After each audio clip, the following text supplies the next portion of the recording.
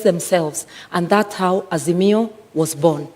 That is a hypothesis. I like to look at life from a positive perspective. I always look at a glass as half full, not half empty.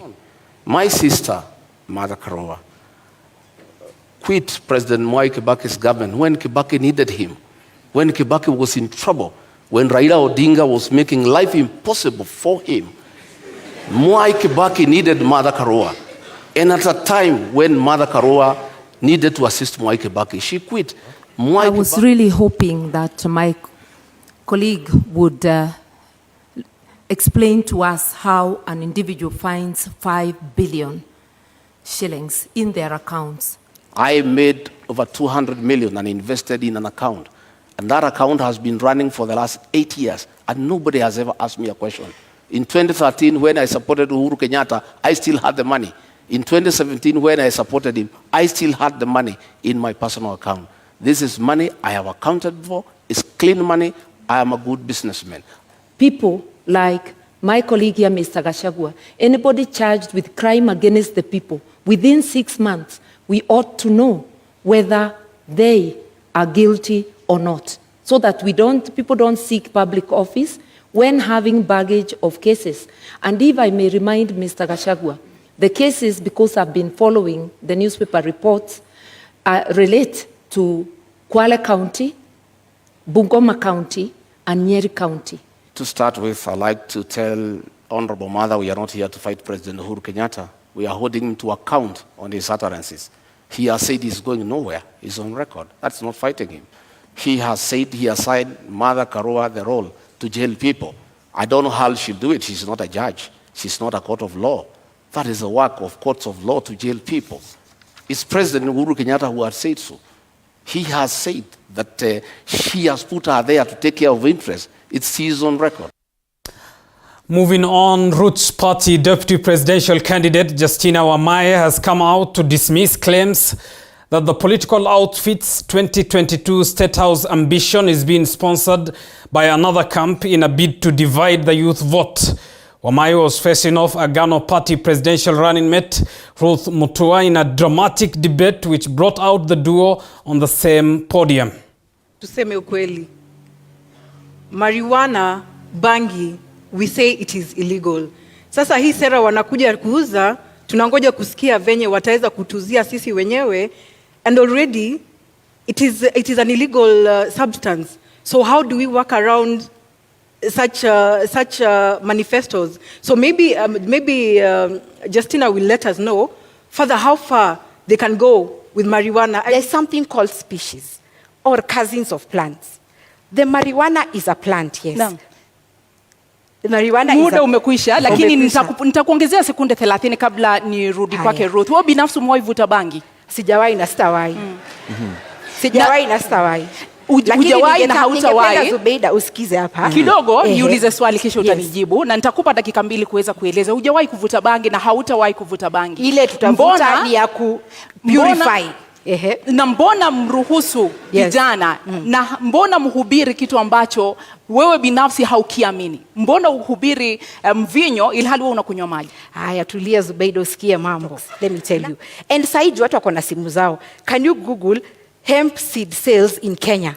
Those products are in sale because zinakwambia zinakupatia immunity, zinakupatia sijui omega 3. Unaona? Justina, umesema how you don't take the substance. Na umesema that means we are all consumers of bang through medicinal, the medicinal part of it. So that means then why are we having it legal in our constitution? So corruption is our bangi. So that is what we are after. Then the rest will be able to be balanced out. How can you tell young people that education is the key, yet you have poor graduates and rich idiots? The law clearly stipulates we are not allowed to hang. So what business do we have hanging convicts? There is a law that enforces corruption, the people who have committed corruption. So for us, ni kumaanisha wakivuta bangi on the 10th, one, that is breach of law. Sijui kama hanging is part of it, because it is breach of law. They have broken the constitution. So I don't think I would agree that we need to suspend part of the law. We just need to probably sit with experts if we need to revise. But I don't think we need to hang people's life. People deserve to live and be corrected. Ruth, there are very many injustices. Let me give, for example, Anglo-Gleason golden bag. Yes. Money was stolen in this country. So in your opinion, the Agano way, how would you do it if it's not hanging? It is law. They follow law. Si tunafunga. Wamefungwa. Watu Anglo-Gleason. Sijaingizwa kwa ofisi. Tuingizeni Agano. Well, moving on from the deputy presidential debate, and tonight it has emerged that the Independent Electoral and Boundaries Commission could be forced to postpone elections with unresolved disputes in court until after the 9th of August general election. IEBC Chairman Wafula Chebukati, who cited former Governor Mike Sonko's Mombasa case, says the commission is grappling with tight timelines and logistical issues which may not allow immediate implementation of court orders. Our senior political affairs reporter Apollo Kamau has the details. With just 20 days to go before the country goes for its third transitional election, IEBC grappling with last-minute logistics and tight timelines to ensure a smooth, credible, free and fair general election has raised the possibility of postponing the election due to unresolved disputes in court. IEBC Chairman Wafula Chebukati, citing former Nairobi Governor Mike Sonko's Mombasa case, now before the Supreme Court for judicial review on Monday next week. So if the decisions from the courts are going to throw us completely out of balance, then we shall postpone elections for those elective positions only, and then have them held after the general election. IEBC is required by law to have printed all the ballot papers by the 29th of July to allow distribution of the ballot papers to all the polling stations 3 days before the August 9 poll. We are going to receive around 3,800 pallets.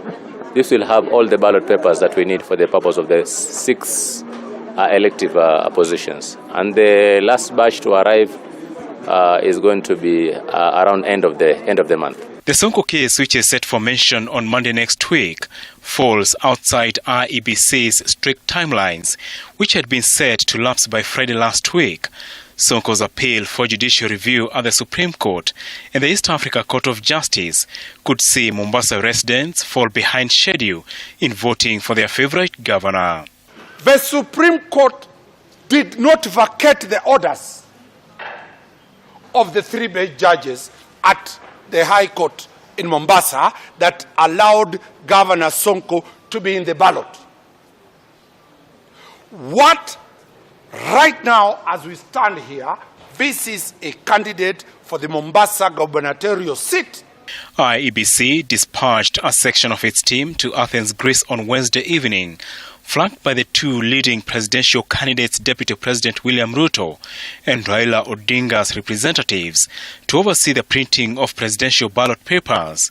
The commission is also grappling with Tuesday's verdict, directing it to include Reuben Kigame's name on the ballot. We may have to make some very, very hard decisions as a commission. Reprinting ballot papers, there are 2 things here. Is first, timelines. Then second, we are talking about cost. And so those are issues that then we are going to look into as a commission as we discuss with our legal counsel on the way forward on the matter. Businessman Jimmy Wanjigi could be time-barred, given the Supreme Court is yet to rule on his fate after IEBC blocked his presidential bid. Apol Kamau, TV47. Now, a clash is looming between Azimio One Kenya coalition and the Kenya Kwanza alliance after both camps claimed that they have booked Nyayo National Stadium for their final campaign rallies slated for August 6th. And as Mike Kagwongo now reports, both Azimio and Kenya Kwanza have notified their supporters that they will be having their final meeting at the Nyayo National Stadium 3 days to the polls. In a press release issued by the Azimio Campaign Secretary General Junet Mohamed Tuesday, the coalition notified their supporters that they will be having their final meeting on 6th of August at the Nyayo National Stadium. The letter said, and I quote, The Azimio campaign team led by Baba Namadha will hold its last official campaign meeting in Nairobi on 6th August 2022 at Nyayo National Stadium. End of quote. Anyway. At the same time, Ruto's digital strategist Dennis Itumbi claimed that UDA had already booked the venue, presenting a contract dated July 12th. Junet did not provide documents on Azimio's reservation, but Itumbi released a purported invoice paid to Sports Kenya, the organization that manages the Nyayo National Stadium. Itumbi pointed an accusing finger at President Uhuru Kenyatta, accusing him of using the stadium to cause the two factions to clash. An alleged contract between Sports Kenya and the United Democratic Alliance UDA purports that the alliance booked the venue for use on the 5th and 6th of August 2022. The contract also shows that UDA had already paid a fee of 1.5 million shillings for hiring of the venue, including a refundable amount of 1 million shillings in check should there be damages after the rally. It now remains unclear on who between Azimio and Kenya Kwanza will be allowed to use the venue for their final campaign rallies, as both camps maintain to have secured the venue. Mike Kagwongo, TV 47, Nairobi. Moving on, Azimio coalition flag bearer Raila Odinga today led his team in campaigning for various elective positions in Nakuru County. Raila, who was accompanied by Nakuru Governor Lee Kinyanjui, asked parties within the coalition to stop infighting and concentrate in winning many seats in both houses of parliament. Our reporter Willie Dennis Njiru has the details. Led by the Azimio flag bearer Raila Odinga, the team traversed Gilgil constituency before making inroads at Naivasha town, then later to Longonot and Mai. Kwanza hii uchaguzi wa tarehe 9 mwezi wa 8 ni tofauti na uchaguzi zingine. Hii sio kama 2017 au ile 2013 au 2007. Hii uchaguzi inaweza kufananisha na uchaguzi mbili hapo mbele. Moja ni ya kwanza ya 1963. Hii ambayo ilitoa mzungu hapa ikaleta uhuru. Pili ni ile ya 2002. Ile ambayo ilimaliza ile utawala ya kidhuluma na kimabavu ya chama kimoja ikaleta demokrasia. Sio? Sasa hii ya tatu ni ya kiuchumi. The economic liberation of Kenya. Unaona vizuri?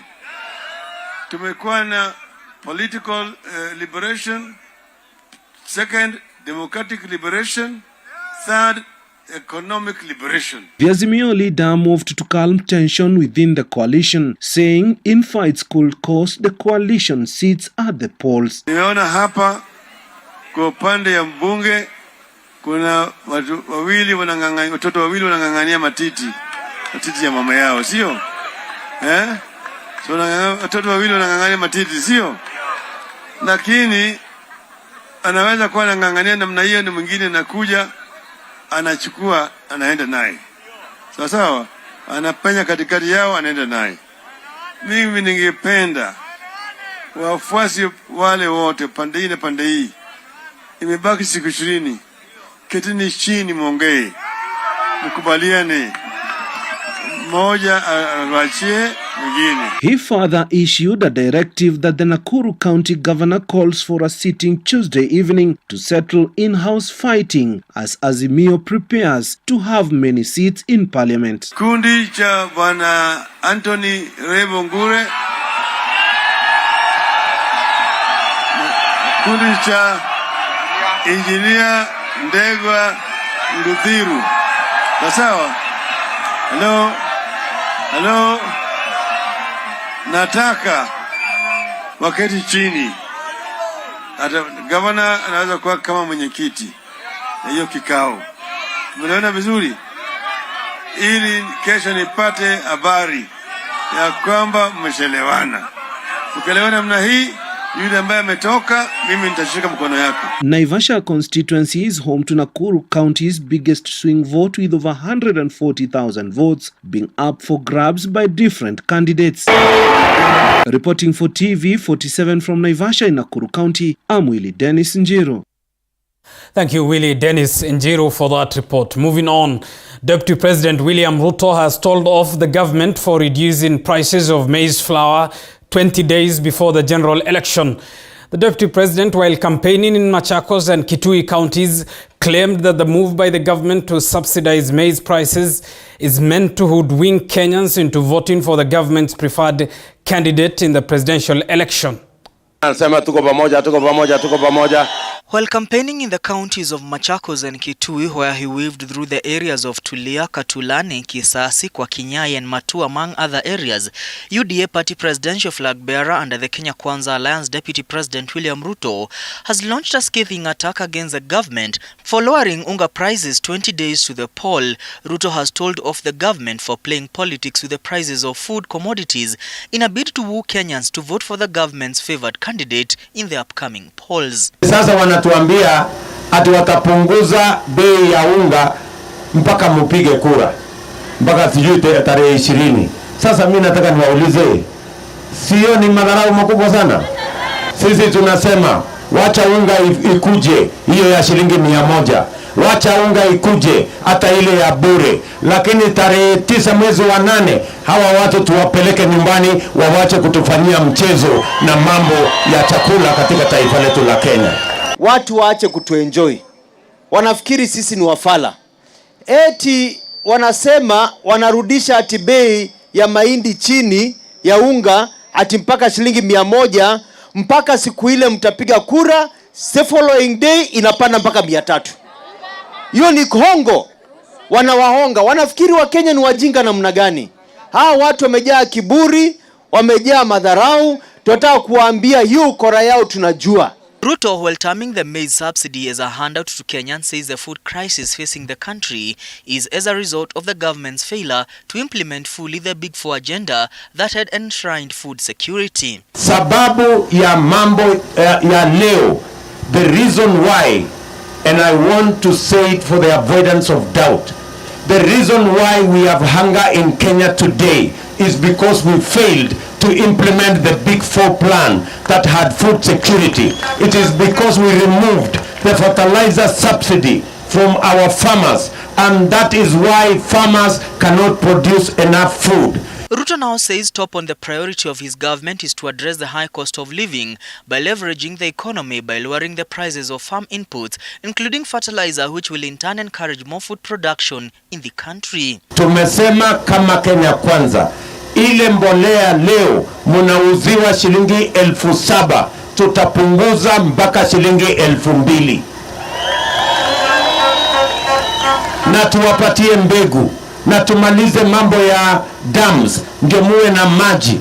Muwe na maji, muwe na mbegu, muwe na mbolea, muweze kuzalisha chakula ya kutosha. These millers, we know the shareholders, we know the owners, and we are going to tell the people of Kenya. So unga mununue 100, lakini wakati wa uchaguzi mchague serikali. Ruto continues with his campaigns in the lower eastern region Wednesday. Mawanga, TV47. Well, still in politics, and Usawa kwa Wote party leader Wa Iria has officially joined the Azimio la Umoja One Kenya Alliance. The second-time governor has highlighted that in the deal sealed between him and Azimio la Umoja flag bearer Raila Odinga, he will demand a cabinet post should the former prime minister win the August polls. Chepto Boit has more.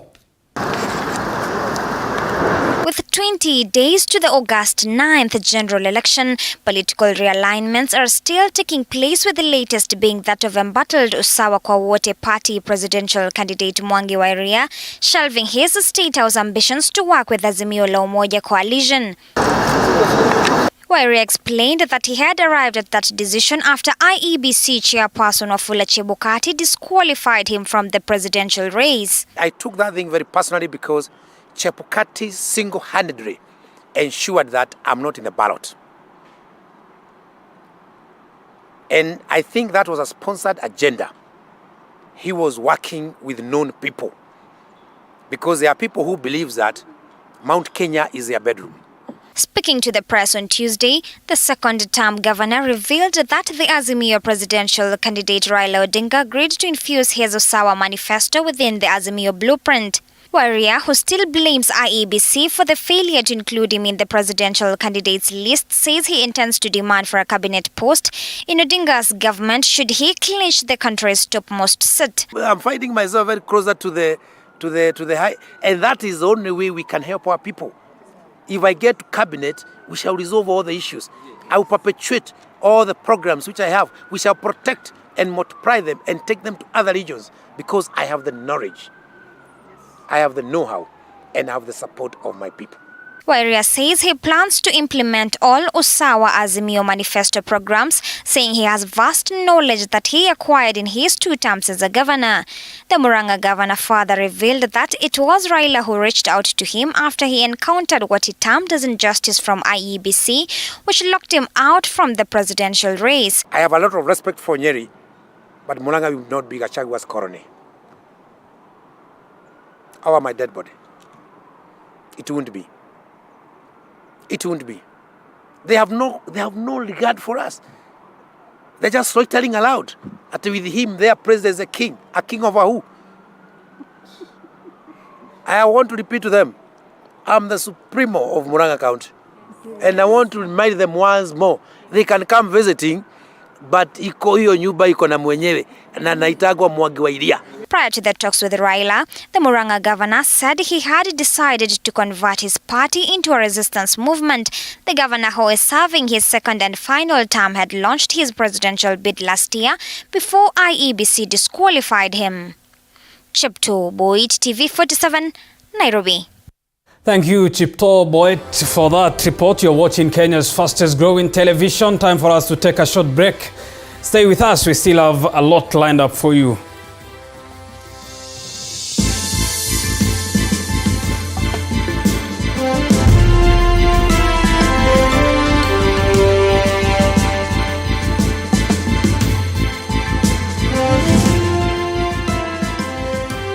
You are watching TV47, the home of untold stories. My kids are always on their devices. Kila saa. Mommy, look, I'm a cyber soldier. Huyu, he's always on his social. But online ina mambo mengi. It's a new world of risks. The Communications Authority of Kenya, CA, manages Kenya's cyberspace to keep you and your family safe online so you can learn, interact, and thrive online. Na mimi, can I be a cyber soldier too? The Communications Authority of Kenya, opening your world. Okay, we gotta go live now. You're tuning in to Super Sports. Welcome all over the world. Despite being visually impaired, he is a jack of all trades. It is our quest to find answers on how to take care of children with special needs and those with disability. You do not need to see musical notes to understand music, but rather... Trisem School of Medical Health Science and Technology is a premier training institute for market-driven courses. With state-of-the-art facilities, competent and dedicated members of staff, and linkages with the medical industry, you are assured of a bright future when you study with us. Enroll today in our campuses at Juja, Nairobi West, Kisumu, and Homa Bay.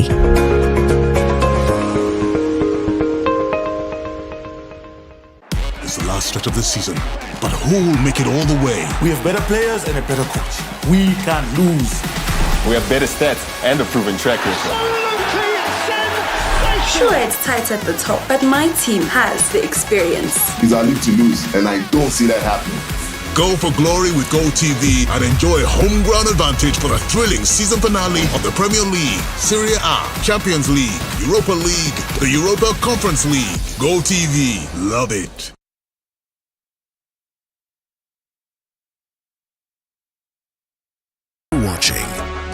TV47, the home of untold stories.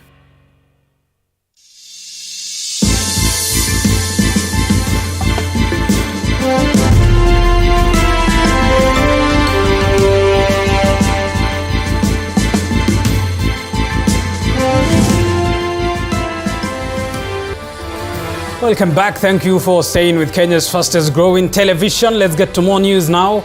And 6 suspects connected to the murder of 5 women in Mawanga, Nakuru County will again be detained for 14 days after being arraigned in court today. And as our very own Chichi Josephine now reports, the suspects will have to wait longer before they know their fate.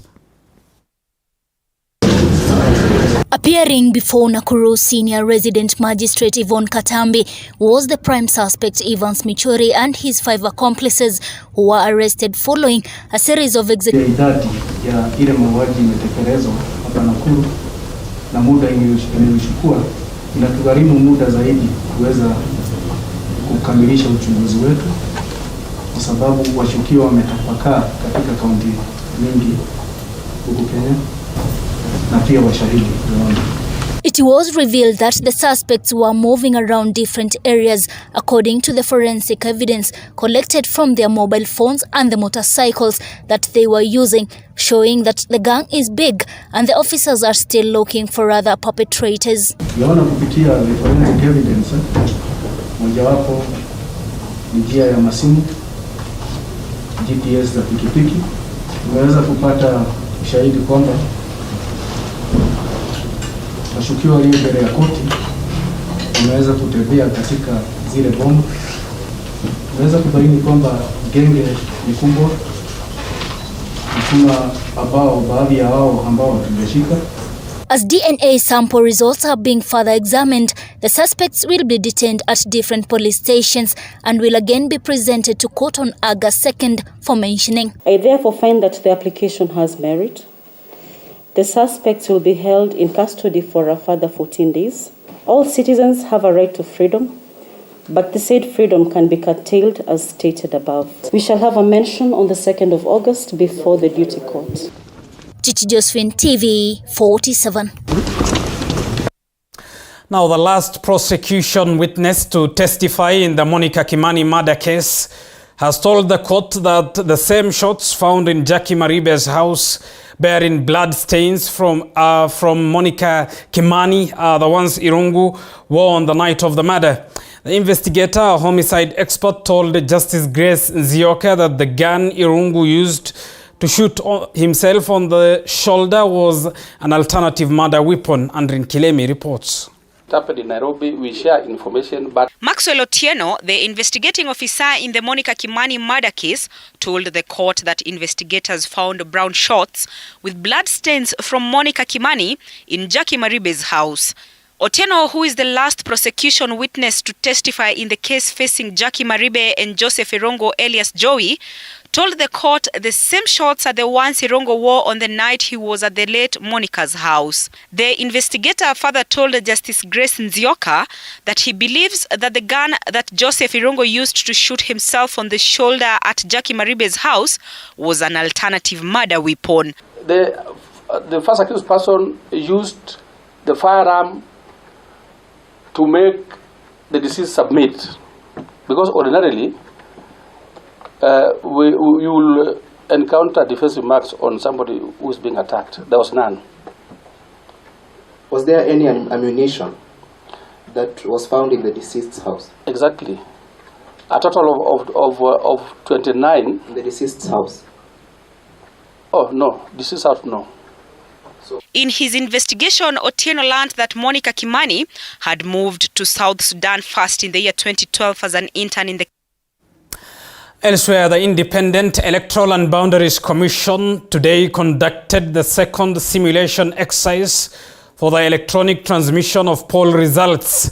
The exercise was undertaken in 580 polling stations across the country, with stakeholders applauding the electoral body for its preparedness. Moige William reports. Some out of Nairobi. 2 p.m. Tuesday, and the Independent Electoral and Boundaries Commission rolled out its second simulation exercise, a process to test the digital transmission of election results from all the gazetted polling stations across the nation. That a presiding officer must present their biometric for it to be sent. The simulation exercise is designed to pick challenges in transmission of electronic copies of election results used to collate provincial results at the National Tallying Center. All stakeholders, among them presidential candidates' representative and observers present during the exercise held at the Bomas of Kenya, applauded the preparedness by IEBC in earnest ahead of the August 9 polls. As a commission, we are looking forward to the D-Day and ensuring that Kenyans get a free, fair and credible election.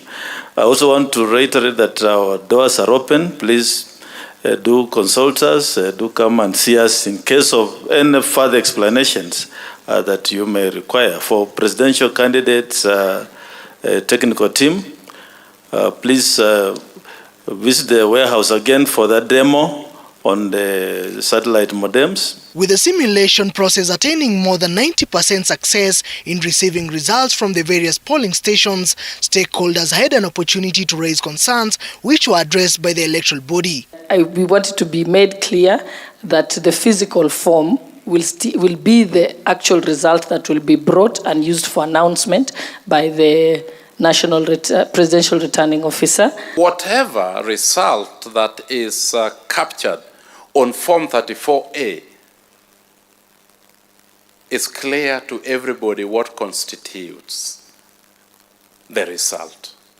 However, the Commission's chairperson Wafula Chebukati was quick to note that the electoral body is committed to carrying out a free, fair and successful exercise and called on all political stakeholders to work together with the Commission in case of any concerns to ensure a successful and seamless exercise. Avoid listening too much to social media and fake news. We are here to answer your questions. The electoral body, however, insisted that the electronically transmitted results will only be used to generate a provincial tally, adding that the results will be available to the public through the polls body portal. The Commission has also stated that it will verify physical statutory forms before declaring the outcome of an election. Moige William, TV47, Nairobi. Thank you, Moige William, for that report. Elsewhere, Nyali constituency ODM candidate Said Abdallah alias Saido has claimed that his life is in danger after an alleged shooting incident on Sunday night. The politician said that he was shot at thrice by unknown people along Links Road at around midnight when he was heading home. Sharon Baranga has the details. Said Abdallah is a disturbed man. He has been camping at Nyali police station since Sunday when he allegedly encountered a shooting incident. Abdallah, whose eyes are fixed in clinching the Nyali parliamentary seat, says he saw a group of about 10 people at Mamba roundabout and stopped to check what was wrong to offer his assistance.